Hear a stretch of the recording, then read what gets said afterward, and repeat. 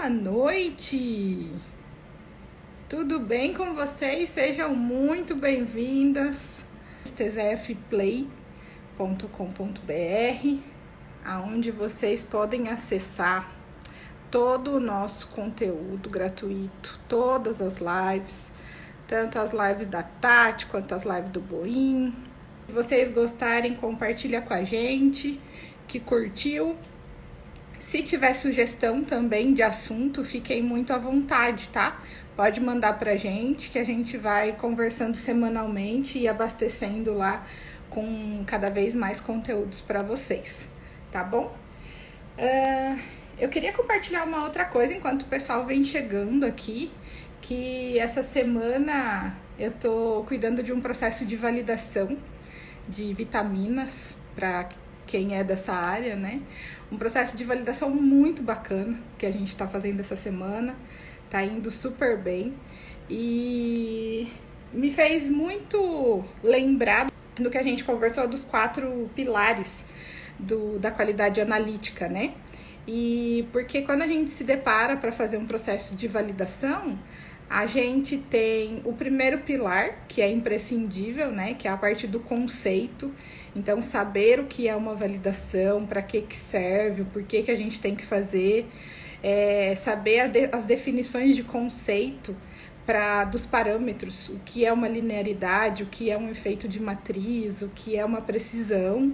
Ter a ferramenta adequada, que é o segundo pilar, né? Que a gente pode trabalhar com planilhas de Excel ou também com softwares, né? Como do Confilab, que o Igor e o Vitor desenvolveram. Mas o grande desafio de um processo de validação, assim como outros assuntos relacionados à qualidade analítica, tá no desenho, né? Em desenhar o processo, como fazer, né? O que eu vou injetar hoje, o que eu vou injetar amanhã. E para esse método, como eu vou fazer o processo de precisão, qual amostra eu vou utilizar. Então, o nosso foco aqui na TZF é sempre direcionar processo. Então, é claro que a gente precisa do conceito e a gente precisa da ferramenta, por isso que são pilares 1 e 2, né?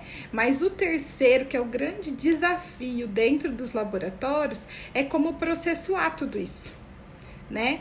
E dentro do processo, a gente precisa entender um pouquinho como que a gente vai fazer.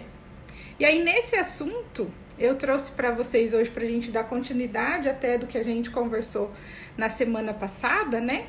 É relacionado ao processo de amostras de controle, tá? E aí, eu convido vocês a colocar aqui quais são as amostras de controle que vocês trabalham nos laboratórios, né? Quais são? Como que você trabalha? Pode colocar os nomes que vocês costumam usar ali no laboratório, né? Que pra gente poder conversando. Eu separei aqui algumas amostras de controle mais habituais que a gente tem, né?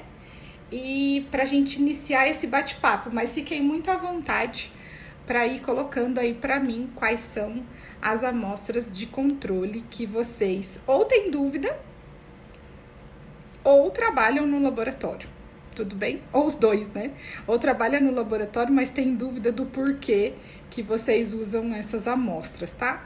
Então, eu separei aqui 7 amostras de controle. Eu vou falar para vocês. E que na semana passada a gente conversou um pouquinho sobre os compostos de controle. E aí a gente falou do surrogate e falamos do padrão interno, né? Agora a gente tem amostras de controle que, olha, tô vendo aqui que vocês estão colocando para mim, tô achando sensacional. E eu separei essas daí realmente. Então a gente tem uma primeira amostra de controle, cheque de curva. E aí a gente vai conversar sobre nomenclaturas, tá? Que a gente sabe que cada segmento tem a sua particularidade. E às vezes a gente tá falando da mesma coisa com nomes diferentes, né? Então, vamos quebrar algumas coisas nesse sentido também, para a gente facilitar o processo de comunicação nos laboratórios, tá? Aí, uma segunda amostra de controle que eu separei aqui pra gente conversar é o famoso branco. Gente, branco é algo sensacional, né? E aí vem as variações. Branco de rota, branco de método, branco de matriz, branco de equipamento, branco, branco, branco, e assim vai. Assim, branco fortificado. Então, nós vamos conversar um pouquinho sobre essa família de brancos que a gente pode optar por escolher na rotina, trabalhar dentro de uma rotina de um método, tá? A gente também tem um duplicata de amostras, que é muito usual também. Amostras fortificadas é uma outra amostra de controle. E eu separei também a amostra cega, que para alguns segmentos ela é bem conhecida, para outros nem tanto com essa nomenclatura, tá? Se vocês tiverem alguma outra amostra de controle, pode colocando ali. A Radassa colocou aqui matriz sintética também, que aí a gente pode conversar sobre. Os famosos LCS, que é da área ambiental, esse termo, né? Deixa eu ver o que mais que a gente tem aqui.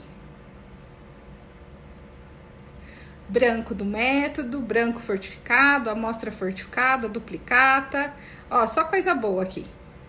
Obrigada, viu? Então, vamos lá. Vamos conversar um pouquinho sobre esses assuntos e entender como que a gente escolhe uma amostra de controle de acordo com o seu método, tá? Então, como que é o nosso racional, pessoal? Quando a gente tem um método já validado ou já verificado por ser um método normalizado, já conhecemos a estimativa de incerteza, a gente vai colocar esse método para rodar, né? Na rotina, colocar lá para fazer análise diária, semanal, aí depende do seu fluxo, né, de demanda, né? E aí, o que acontece? Quando a gente coloca esse método na rotina, aí que o negócio começa. Eu lembro até bastante que a minha mãe falava assim, olha, o casamento não é o dia da festa não, viu? O casamento é depois que você voltar da lua de mel. Aí o bicho vai pegar. E quando a gente pensa em qualidade analítica, a gente pode fazer várias analogias em relação a isso. Então, a gente vai lá, se prepara todo para validação, que é a nossa referência e tem que se preparar mesmo. Depois, esse método vai entrar para sua rotina. A sua rotina vai ter segunda, vai ter sexta, vai ter véspera de feriado, vai ter TPM da mulherada, vai ter tudo, prazo, pressão, tudo que você possa imaginar. E vocês podem até ir visualizando aí dentro da rotina de cada um o que pode contribuir para uma rotina, né? E é aí que a gente tem que estar preparado. Por quê? Quando a gente vai analisando amostras reais, são amostras desconhecidas, né? Então, o resultado que der, eu preciso saber se esse resultado é confiável, né? E um parênteses também, tem alguns casos que a gente conhece a amostra, né? Principalmente quando são os laboratórios internos, né? O ar-condicionado não funciona, boa, isso acontece várias vezes, né? Na rotina. E aí, o que acontece? A gente pintou o laboratório e você faz análise de voláteis, né? E aí pode ser que esteja aparecendo alguns picos fantasmas ali no seu cromatograma, né? E o que será que é? Pode ser problema no método, né? Então, muito cuidado com essas situações de rotina que são muito comuns, vão acontecer e a gente precisa estar preparado, né? Então, fazendo um parênteses, a gente tem situações de amostras desconhecidas que vêm para a gente analisar, e aí o resultado que eu obtenho naquela amostra, daquela análise, precisa ser confiável. E fazendo aquele parênteses, a gente tem muitos laboratórios que são laboratórios de indústria, né? E aí você tem uma especificação do produto. Lembra que nesses casos a gente tem que ter ali uma separação entre o laboratório e a área produtiva, né? Porque a gente tem um ambiente só de corporação, de organização, mas a gente tem as responsabilidades. O laboratório está ali para garantir que um resultado é confiável e pode ou não aprovar e reprovar um produto, né? Por isso que a gente trabalha na rotina com amostras de controle, amostras conhecidas, no sentido de eu espero um resultado e vou conseguir avaliar aquele resultado, tá?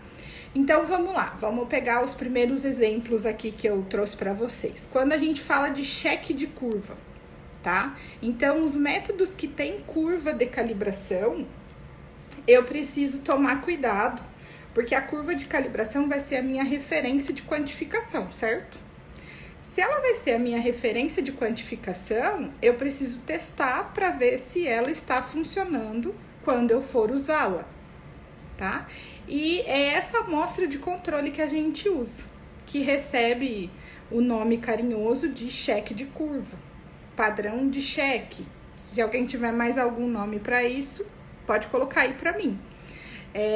Que nada mais é do que a gente não usou um padrão para construir a nossa curva de calibração? Que eu preparei eles e falei, olha, o nível 1 é tanto em concentração, o nível 2 é tanto de concentração. Montei uma correlação, certo? A partir do momento que eu fiz isso, para eu saber se esta curva está adequada para eu poder trabalhar, só cheque também. Eu preciso trabalhar com um padrão de marca ou de lote diferente do padrão que eu usei na minha curva de calibração.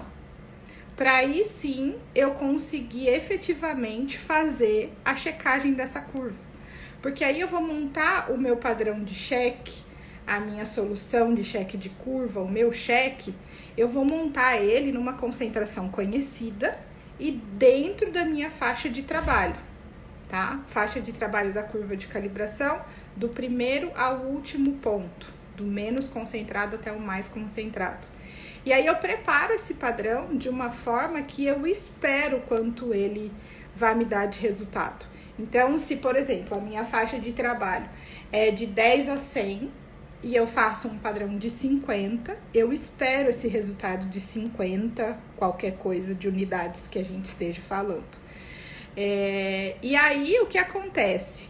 Eu pego esse valor e faço o quê? Né?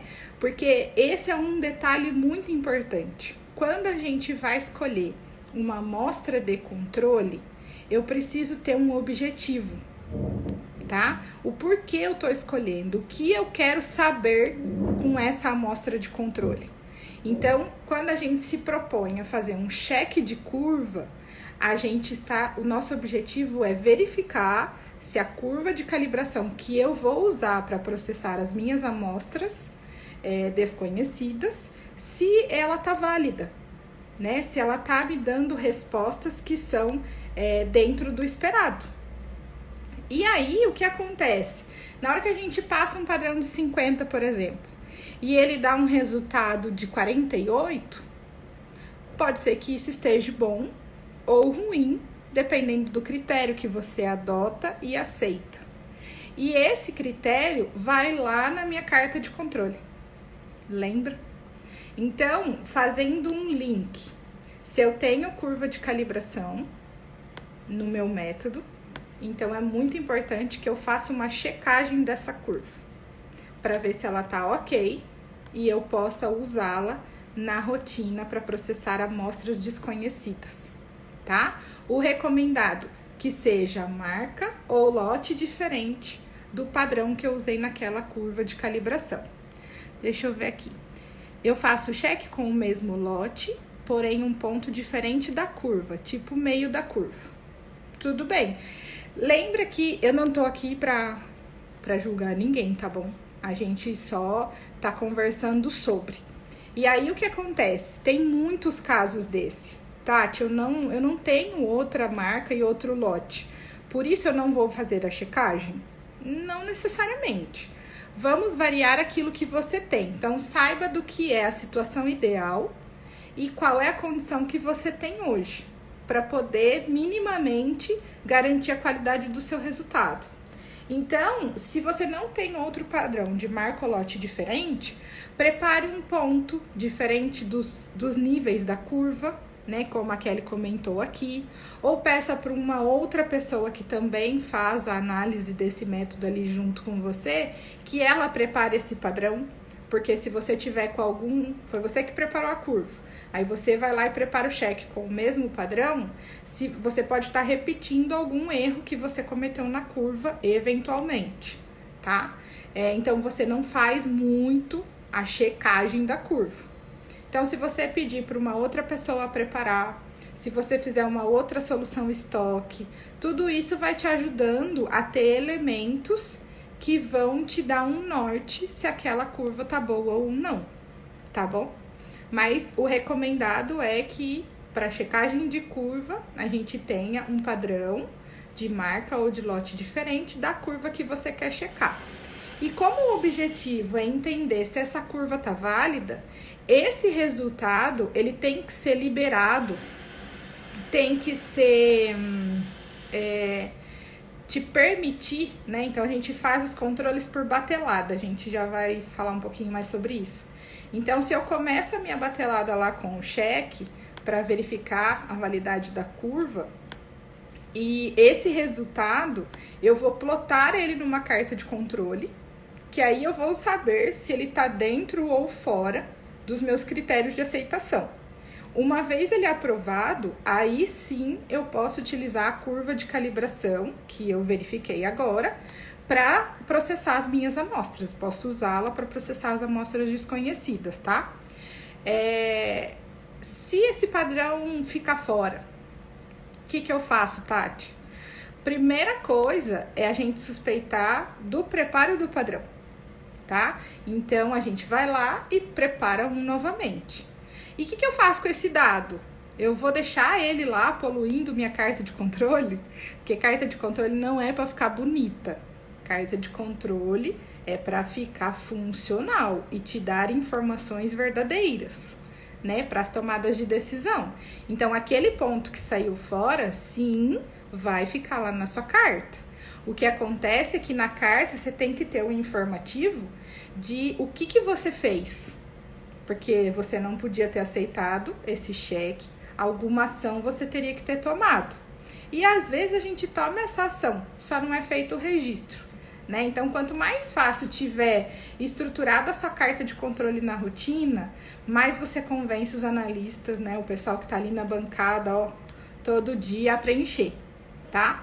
Então, vamos lá, prepara um novo padrão e volta e analisa ele novamente.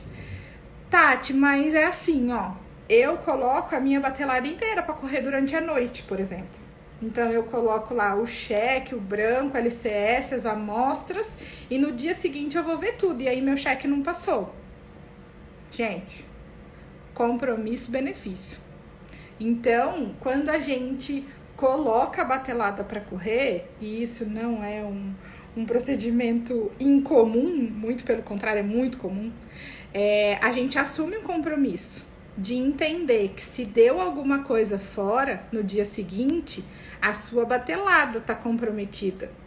E aí a gente precisa novamente avaliar o que vai ser feito. Lembra que quando a gente coloca a amostra de controle, a gente vai se deparar com algumas situações. Tanto que o que eu mais escuto quando eu faço os processos de implantação da 17 e a gente coloca os controles de qualidade pela primeira vez no laboratório, o que eu mais ouço é: ah, mas antes não dava errado. Ah, mas isso só tá acontecendo agora. E não é bem assim. O que acontece é que agora nós estamos vendo. Quando a gente coloca amostras de controle na rotina, eu tô pagando para ver, sabe? E aí, pode ser que eu veja algumas coisas que eu não tinha conhecimento antes, como os pontos fora. E aí vem o nosso compromisso de entender o porquê deu fora e qual é a tratativa que eu vou dar.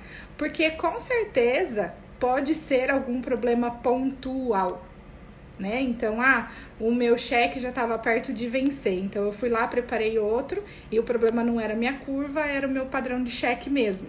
E tá tudo bem, né? Eu só preciso assumir este compromisso de que assim que um resultado der fora, a gente tem que tomar alguma ação, tudo bem? Deixa eu ver aqui, para não passar as perguntinhas.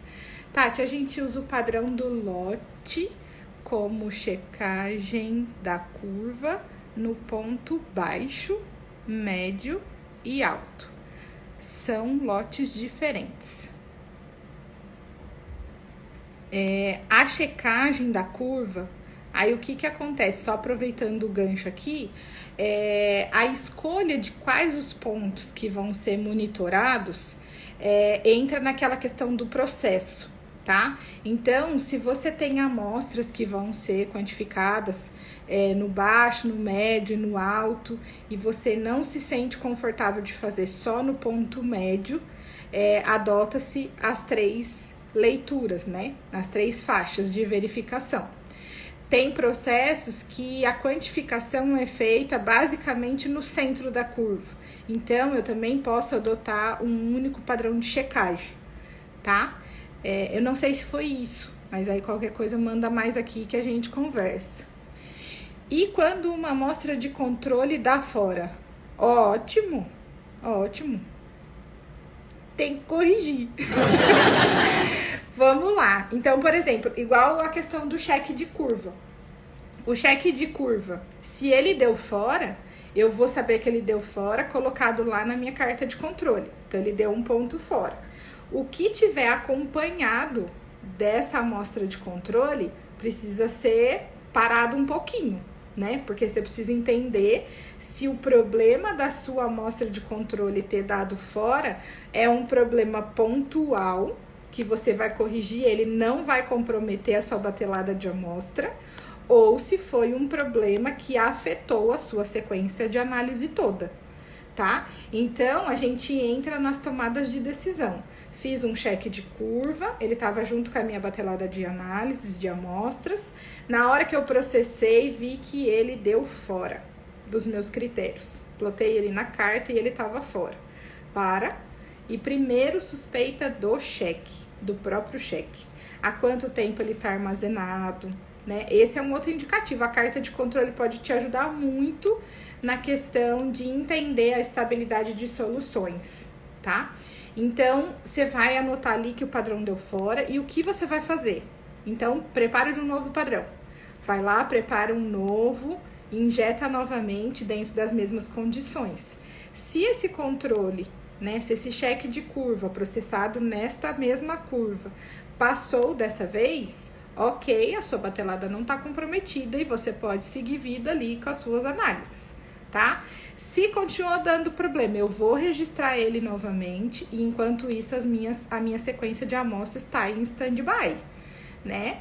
Aí o que acontece? Eu vou voltar e posso suspeitar até da minha curva de calibração, que ela pode ter perdido a validade, né? Eu estou processando um cheque contra uma curva de referência e ele pode ter dado esse valor baixo porque a curva perdeu a validade. E aí eu vou preparar uma curva nova. E assim eu vou indo, dependendo da característica de cada método, a gente vai indo e entendendo todas as vertentes que pode ter comprometido aquele resultado daquela amostra de controle, tá?